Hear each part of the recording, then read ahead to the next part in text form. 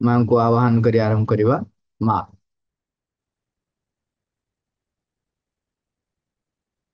आमे आलोचना करुथिले प्रश्न थिला केतेक जंतुଙ୍କ प्रति आमर जो प्राय एक सहजात गुणभाव रही थाए तार कारण कौन। एठारे मु साप कंकड़ा बिछा प्रभृति जंतुक कथा भावुची। एटा थिला प्रश्न। से प्रथमे माँ कही ये घृणा आदौ आवश्यक नहीं।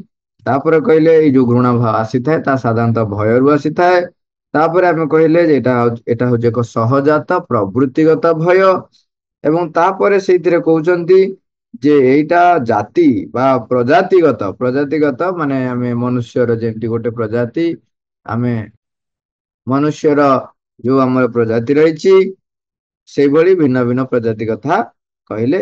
ଏହା ସାମୂହିକ ପରୋକ୍ଷ ସଂକେତ ଭାବରେ ପ୍ରଜାତିଗତ ଭାବନା, ମନୁଷ୍ୟ ସମୂହ, ଗୋଷ୍ଠୀ ଏହି ସବୁ ନାନା ଆକର୍ଷଣ ଏବଂ ବିକର୍ଷଣ ମୂଳକ ଅନୁଭୂତିରୁ ପୁଳାଏ ଲେଖାଏ ଆମକୁ ବଂଶାନୁକ୍ରମ ଭାବରେ ଆମକୁ ମିଳିଥାଏ। ତାପରେ କହିଲେ ଏଇ ଯୋଉ ଗତିସ୍ପନ୍ଦନ ସବୁ ମଣିଷ ଭିତରେ ଯେ ସମସ୍ତଙ୍କ ଭିତରେ ଏକ ପ୍ରକାର ଦୃଷ୍ଟିଗୋଚର ହୁଏ ସେମିତି କିଛି ନୁହଁ।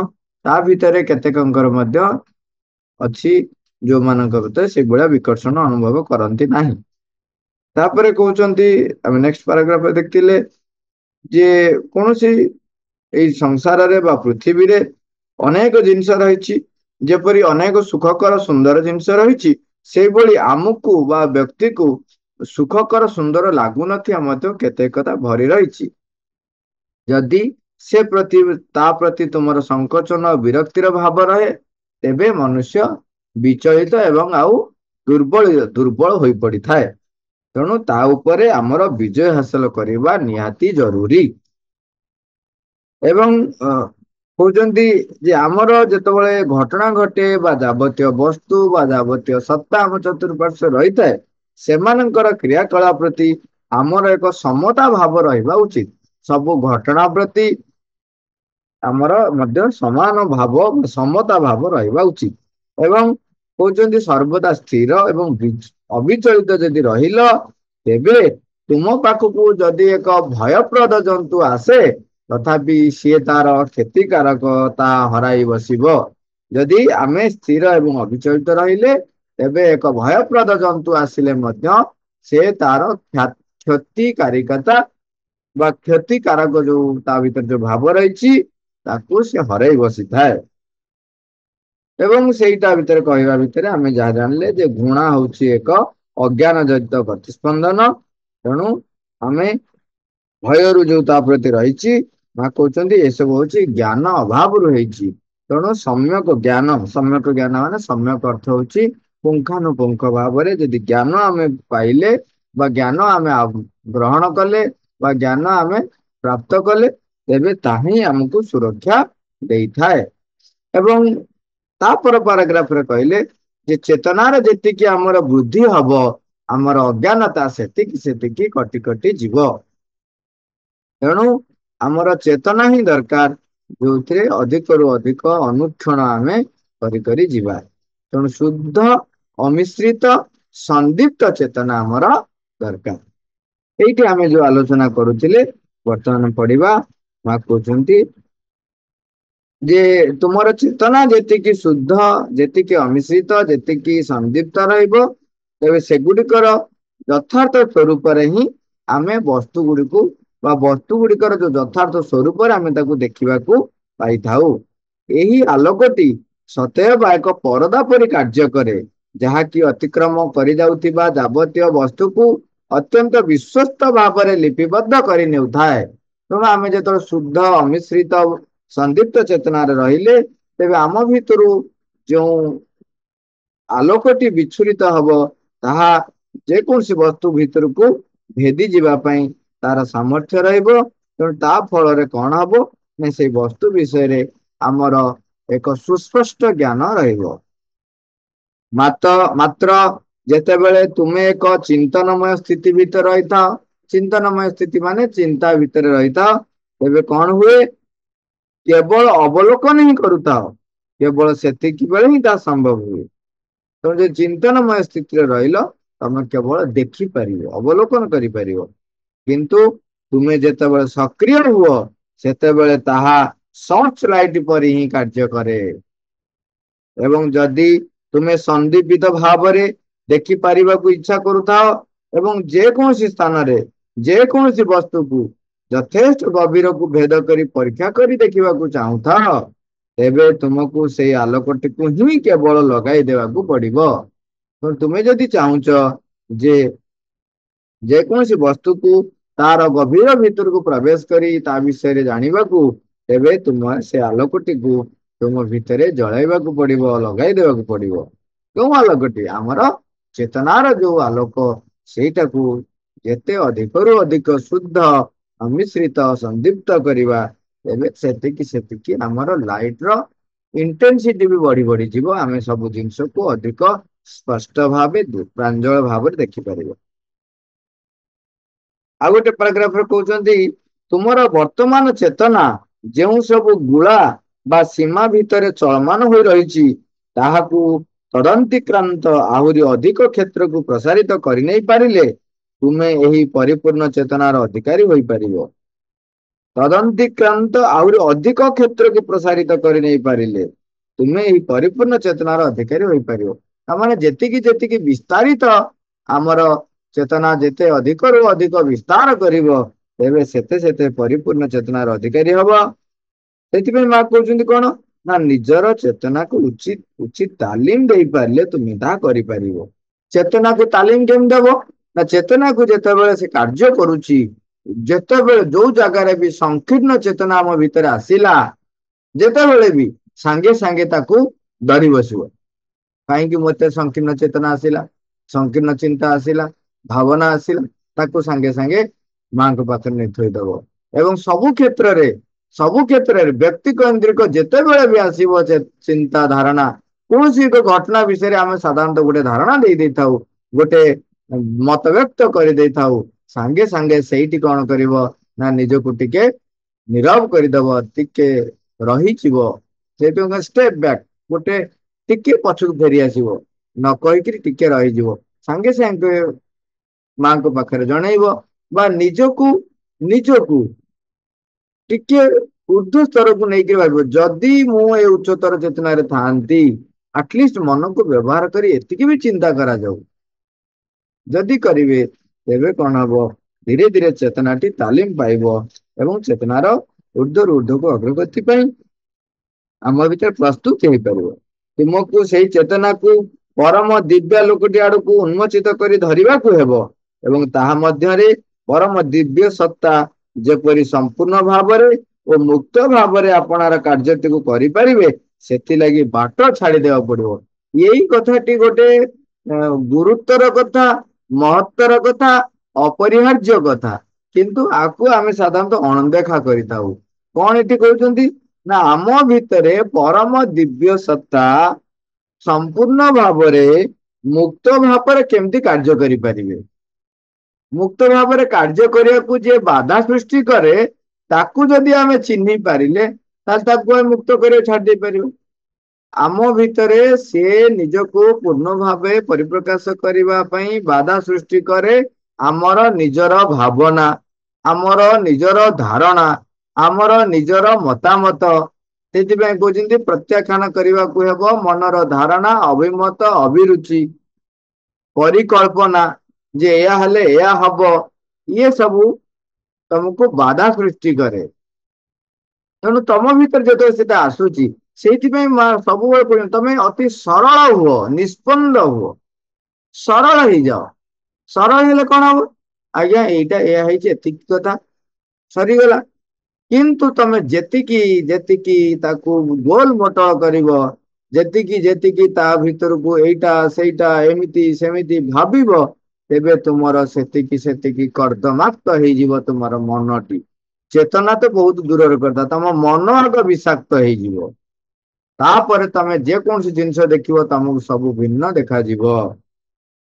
ତେଣୁ ସେଇ ସମୟରେ କଣ ହେଇଗଲା ନା, ମୋ ଭିତରେ ମୋ ମନଟି ବିଷାକ୍ତ ହେଇଗଲା, ମୋ ମନଟି ଅପରିଷ୍କାର ହେଇଗଲା, ଅସ୍ୱଚ୍ଛ ହେଇଗଲା, ଯେ ସବୁବେଳେ ଏଣୁ ତେଣୁ କଥାରେ ବାଜି ରହିବ। ସେଇଥିପାଇଁ ଯୋଉ କଥାରେ କହନ୍ତି, ତମେ ଯଦି ଗୋଟିଏ ମିଛକୁ ଗୋଟିଏ ସତକୁ ଲୁଚେଇବାକୁ ଯାଇକି ଗୋଟିଏ ମିଛ କହିଲ ତେବେ ମନେ ରଖ ତମକୁ 1000 ମିଛ କହିବାକୁ ପଡିବ।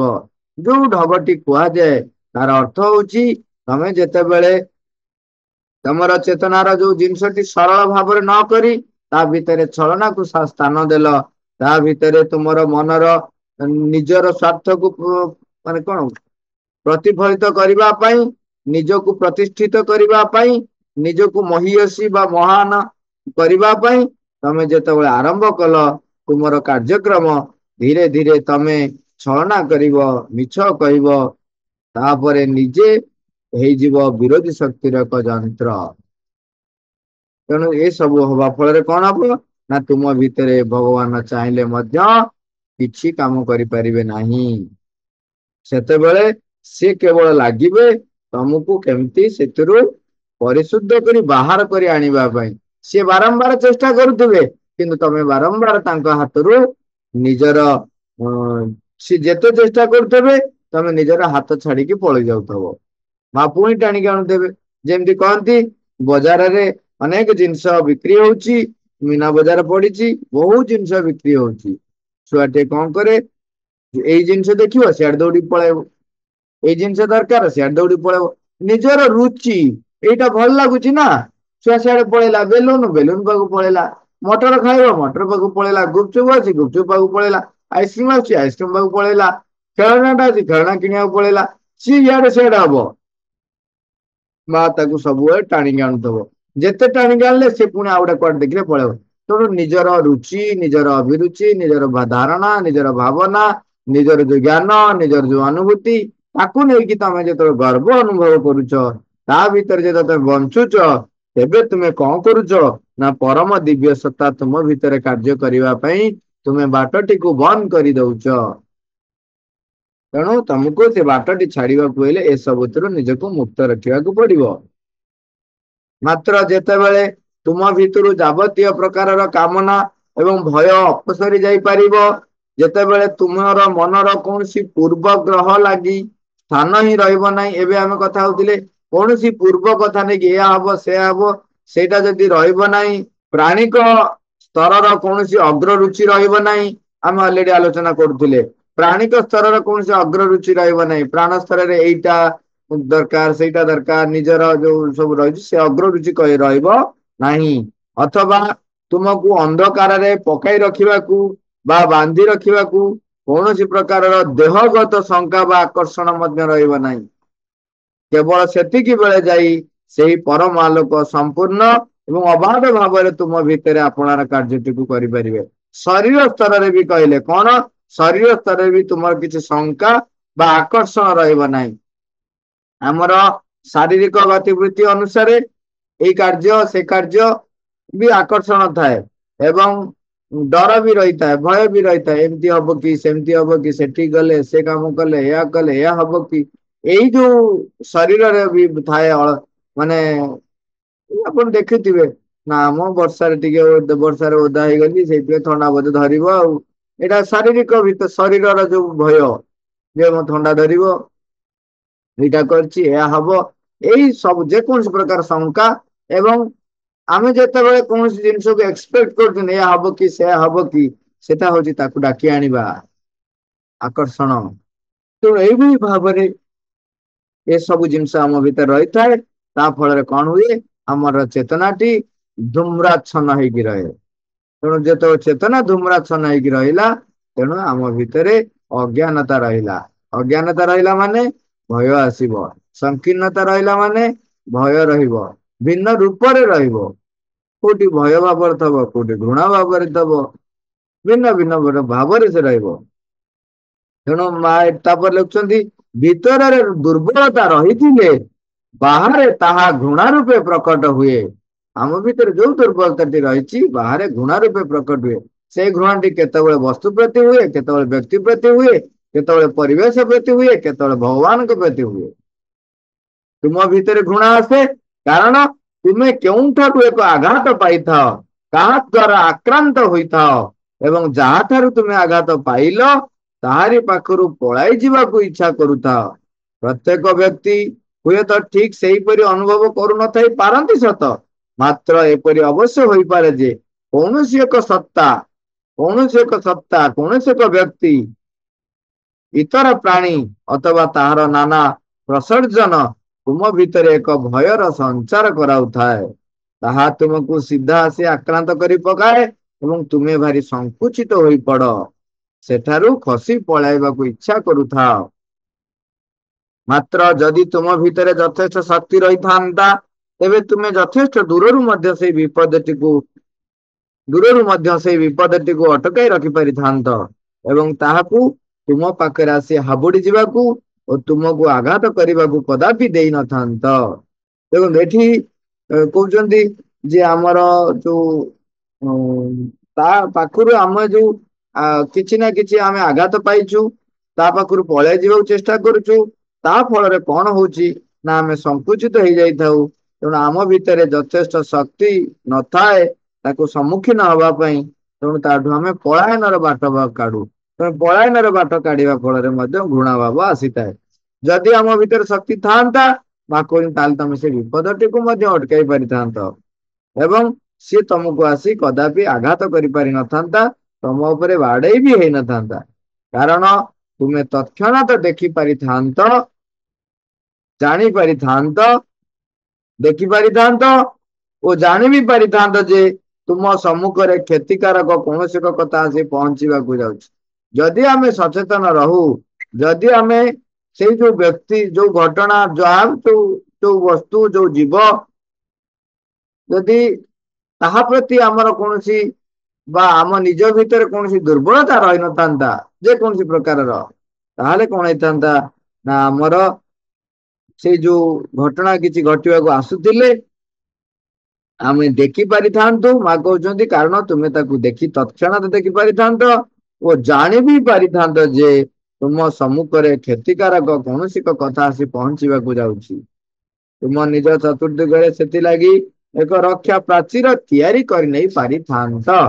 କାରଣ ତୁମେ ତତ୍କ୍ଷଣାତ ଦେଖିପାରିଥାନ୍ତ, ଜାଣି ବି ପାରିଥାନ୍ତ ଯେ ତୁମ ସମ୍ମୁଖରେ କ୍ଷତିକାରକ କୌଣସି ଏକ କଥା ଆସି ପହଞ୍ଚିବାକୁ ଯାଉଛି। ତୁମେ ନିଜ ଚତୁର୍ଦିଗରେ ସେଥିଲାଗି ଏକ ରକ୍ଷା ପ୍ରାଚୀର ତିଆରି କରି ନେଇ ପାରିଥାନ୍ତ। ଆମେ ଜାଣିଥିଲେ ରକ୍ଷା ପ୍ରାଚୀର ତିଆରି କରିପାରିବା ଏବଂ ସେଇ କଥାଟି ପ୍ରକୃତରେ ତୁମର ନିକଟରେ ଆସି ପହଞ୍ଚିଗଲେ ମଧ୍ୟ ତାହା ତୁମକୁ କଦାପି ସ୍ପର୍ଶ କରିପାରି ନଥାନ୍ତା। ସିଏ ତୁମ ଆଗରେ ଉପସ୍ଥିତ ରହିଲେ ମଧ୍ୟ ତୁମେ ତଦ୍ୱାରା କୌଣସି ପ୍ରକାରର ଆଘାତ ପାଇନଥାନ୍ତ କିମ୍ବା ବିଚଳିତ ହୋଇ ପଡିନଥାନ୍ତ। ଏଇଠି ଏଇ ଯୋଉ ଗୋଟେ ମନେ ପଡିଲା ଏ ଗପଟି, ସେ ଗପଟି ହେଇଛି ଯୋଉଟା ମନେ ପଡିଲା ଟିକେ ଆ ସହିତ ଅଳ୍ପ ଟିକେ ଲିଙ୍କ, ପୁରା ଲିଙ୍କ ନୁହଁ।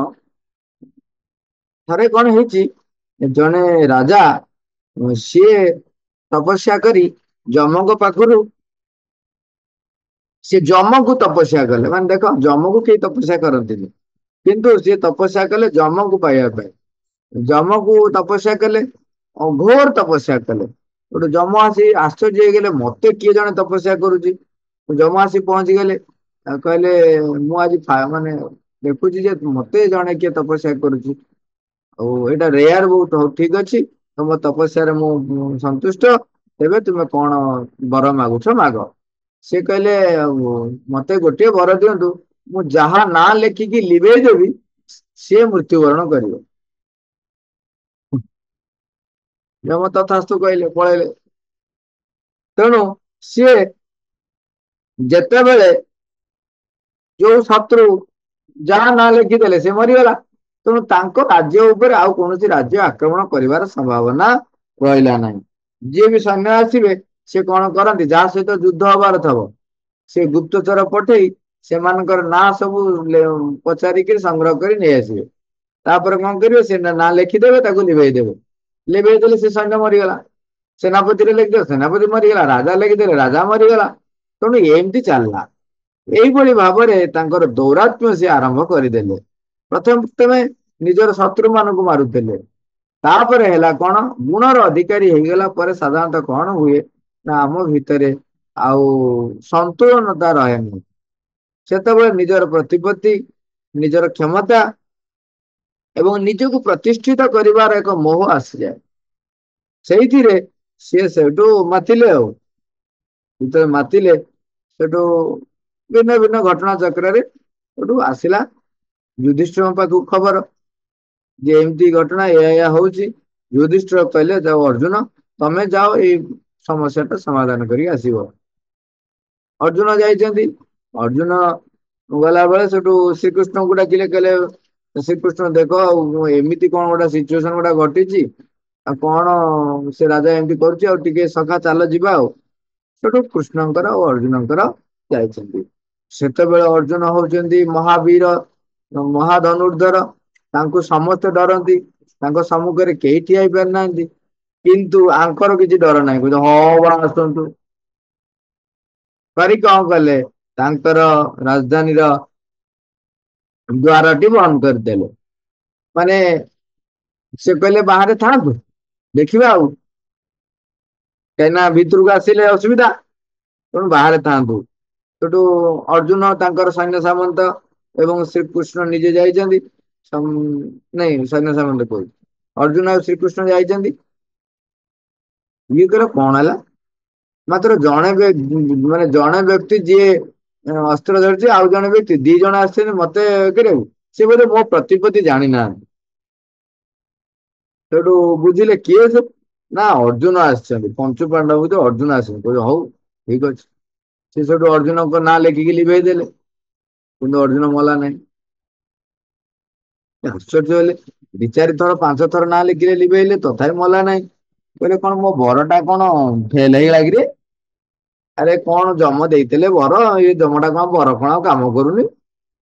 ସେଠୁ ଟେଷ୍ଟ କରିବା ପାଇଁ ସେଠୁ ତାଙ୍କର ଆଉ ଜଣଙ୍କ ନାଁ ଲେଖିଲେ, ମାନେ ତାଙ୍କ ନିଜ ଲୋକ ଭିତରୁ ଜଣଙ୍କ ନାଁ ଲେଖି ଲିଭେଇ ଦେଲେ। ସେ କହିଲେ ବର କାମ କରୁଛି ନା ନାଇଁ ଟିକେ ଦେଖିବା ପାଇଁ, ପରୀକ୍ଷା କରିବା ପାଇଁ ଜଣଙ୍କ ନାଁ ଲେଖି ଲିଭେଇ ଦେଲେ। ସେ ମରିଗଲା। କହିଲେ ବର ତ କାମ କରୁଛି, କିନ୍ତୁ ଅର୍ଜୁନଙ୍କ ନାଁ ପାଞ୍ଚ ଥର ଛଅ ଥର ସାତ ଥର ଲେଖିଦେଲେ ଲିଭିଲେ ମରୁନାହିଁ। ସେଠୁ କହିଲେ ଯା ଭଲରେ ତାଙ୍କ ନାଁ ପଚାରି ଆସିବୁ। ସେଠୁ ପୁଣି ଆସିଲେ, ଭଲରେ ନାଁ କହିଲେ, ଆଉ ଗୋଟେ କଣ ନାଁ ବୁଝିକି ଗଲେ, କାହାଠାରୁ ଗୋଟେ କେମିତି କଣ କରି ଗଲେ, ସେ ନାଁ ଲେଖିଦେଲେ, ତଥାପି ଅର୍ଜୁନ ମଲା ନାହିଁ। ସେଠୁ ଶ୍ରୀକୃଷ୍ଣ ଖବର ପଠେଇଲେ, କହିଲେ ଯାଅ ଖବର ଦିଅ, ସେ କବାଟ ଖୋଲିବ ନା ଯୁଦ୍ଧ କରିବ। ସନ୍ଧି ପ୍ରସ୍ତାବ ଆଗ ପଠାଅ, କବାଟ ଖୋଲୁ ଆଗ ଆଲୋଚନା କରୁ। ନାଇଁ ତ ଯଦି ଯୁଦ୍ଧ କରିବ, ଏକା ଅର୍ଜୁନ ତାକୁ ନିଅଣ୍ଟ, ଅର୍ଜୁନ ତାକୁ ସଫା କରିଦବ। ସିଏ ତ ଚେଷ୍ଟା କରିକି ମାରି ପାରିଲା ନାହିଁ, କିନ୍ତୁ ସେ ରହସ୍ୟ କିଛି ବୁଝି ପାରିଲା ନାହିଁ। ତେଣୁ ସେ ସନ୍ଧି ପ୍ରସ୍ତାବ ଦେଲା, କଥା ହେବା ପାଇଁ ଆସିଲେ। ଏଇଠି ଶ୍ରୀକୃଷ୍ଣ କହୁଛନ୍ତି, ଅର୍ଜୁନ କହୁଛନ୍ତି କଣ ସେ କରୁଥିଲା, କାହିଁକି ଏମିତି କରିଥିଲା। ଶ୍ରୀକୃଷ୍ଣ ହସୁଛନ୍ତି, କହୁଛନ୍ତି ଆରେ ସେ ଗୋଟେ ବର ପାଇଛି। ସେଠୁ ପଚାରୁଛନ୍ତି ଯେତେବେଳେ ଶ୍ରୀକୃଷ୍ଣ କହୁଛନ୍ତି, ସେ ଗୋଟେ ବର ପାଇଥିଲା, ଯାହା ନାଁ ଲେଖିକି ଲିଭେଇ ଦବ ସେ ମରିଯିବ। ତେଣୁ ସିଏ କଣ କଲା, ଚେଷ୍ଟା କଲା ତୋ ନାଁ ଆଉ ମୋ ନାଁ ଲେଖିକି ଲିଭେଇ ଦବ ବୋଲି। କିନ୍ତୁ ତୁ ମଲୁ ନାହିଁ କି ମୁଁ ମଲି ନାହିଁ। ତେଣୁ ସିଏ ହରଡ଼ ଘଣାରେ ପଡିଯାଇଛି, ବର୍ତ୍ତମାନ ସେ ସନ୍ଧି ପ୍ରସ୍ତାବ ଗ୍ରହଣ କରିବେ। ଅର୍ଜୁନ କହିଲା ଏମିତିଆ କଥା, ଏମିତିଆ ବି ବର ପାଇଛନ୍ତି ନା? ହଁ। ନା ହଉ ଯେ ଠିକ ଅଛି। ଆପଣ ଯୋଉ କହିଲେ ଯେ ସେ ଯଦି ବର ପାଇଛି ଏବଂ ମରିଗଲେ, ମରି ଯାଉଛନ୍ତି, ତେବେ ମୋ ନାଁ ଲେଖିଲା ହେଲା, ତମେ ବିରାଟ ଲୋକ ଭଗବାନ, ତମେ ମଲ ନାହିଁ ଛାଡ। କହିଲେ ମୁଁ କାହିଁ ମଲି ନାହିଁ। ସୋଉଠୁ ଶ୍ରୀକୃଷ୍ଣ ହସୁଛନ୍ତି, କହିଲେ ତୋର କଣ ଗୋଟାଏ ନା, ତୋର ବା କେତେ ନାଁ ରହିଛି। ତେଣୁ ସେ କେତେଟା ନାଁ ଲେଖିବ ଲିଭେଇବ, ସବୁ ନାଁ କଣ ସେ ଜାଣିଛି। ଯୋଉ ନାଁ ଲେଖି ଲିଭେଇ ମରିଦେଲେ, ଅର୍ଜୁନ ନାଁ ଲେଖି ଲିଭେଇ ମରିଦେଲେ।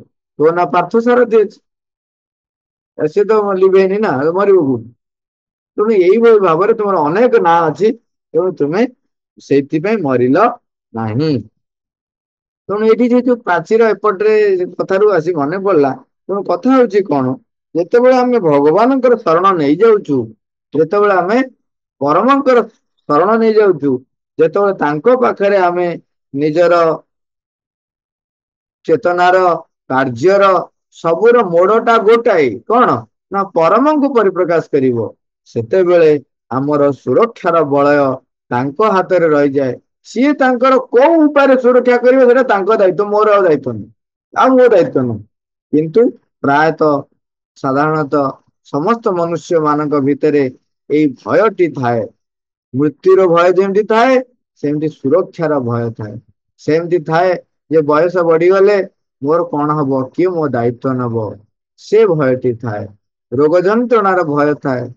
ଏଇ ସବୁ ଭୟ ଗୁଡିକ ଆସେ। ମା ଲେଖୁଛନ୍ତି ତାହା ଅଜ୍ଞାନତାରୁ ଆସୁଛି। ପରମଙ୍କ ଉପରେ ପୂର୍ଣ୍ଣ ବିଶ୍ୱାସ ବା ସମ୍ପୂର୍ଣ୍ଣ ବିଶ୍ୱାସର ଅଭାବରୁ ଏଗୁଡାକ ଆସିଥାଏ। ତେଣୁ ଆମେ ପ୍ରସ୍ତୁତ କରିବା ନିଜକୁ। ଚେତନା ମା ସେଥିପାଇଁ ମଝିରେ ଯୋଉଟା ଲେଖିଥିଲେ ଆଉ ଥରେ କହିଦଉଛି, ଚେତନାର ଯେତିକି ଯେତିକି ବୃଦ୍ଧି ହେଉଥିବ ଅଜ୍ଞାନ ଠିକ ସେଇ ଅନୁପାତରେ ହିଁ କଟି କଟି ଯାଉଥିବ। ତେଣୁ ଆମର ଚେତନାଟି ଅଶୁଦ୍ଧ, ଅମିଶ୍ରିତ ଏବଂ ସନ୍ଦୀପ୍ତ ହେବା ଦରକାର। ମା ଏଇ କୋଶ୍ଚିନ ର ଆନ୍ସରଟି ଏଇଠି ସରିଗଲା। ହଉ, ଆମେ ମାଙ୍କୁ ଆହ୍ୱାନ କରିବା, ଶେଷ କରିବା। ମା, ମା, ଥ୍ୟାଙ୍କ ୟୁ ଅଲ୍, ବରାबर।